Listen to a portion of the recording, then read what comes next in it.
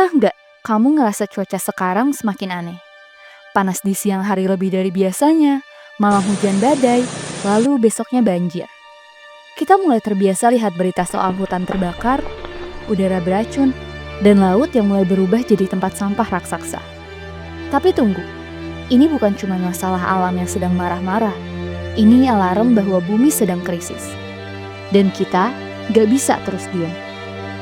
Indonesia sekarang sedang berada di titik krusial. Kita punya kekayaan alam luar biasa, hutan tropis terbesar ketiga di dunia, laut yang indah, dan ribuan spesies unik. Tapi sayangnya, semua itu sedang rusak. Setiap tahun ribuan hektar hutan ditebang habis. Sungai-sungai tercemar limbah, sampah plastik merajalela, dan yang paling jarang dibahas, tambang-tambang besar yang menggunduli hutan dan meracuni tanah serta air. Sadar gak? Tambang yang katanya membangun ekonomi justru sering menghancurkan alam secara brutal. Hutan adat dibabat habis demi tambang batu bara dan nikel. Sungai berubah warna karena limbah. Warga sekitar kehilangan akses air bersih.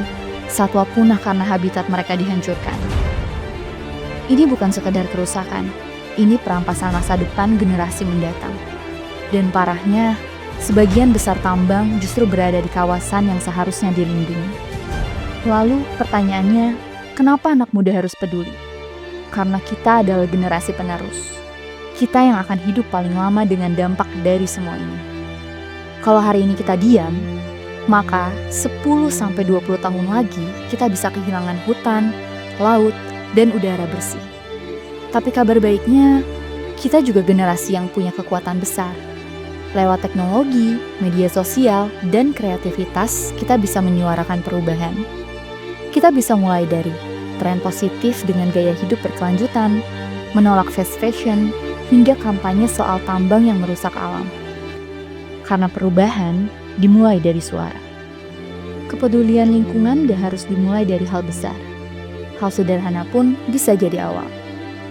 Bawa botol minum sendiri, kurangi konsumsi plastik, pilih produk lokal dan ramah lingkungan, dukung bisnis yang tidak merusak alam, ikut komunitas lingkungan, bahkan cuma dengan repost info soal tambang ilegal atau krisis iklim, kamu sudah bantu edukasi teman-temanmu. Jangan remehkan kekuatan satu postingan, satu suara, satu aksi.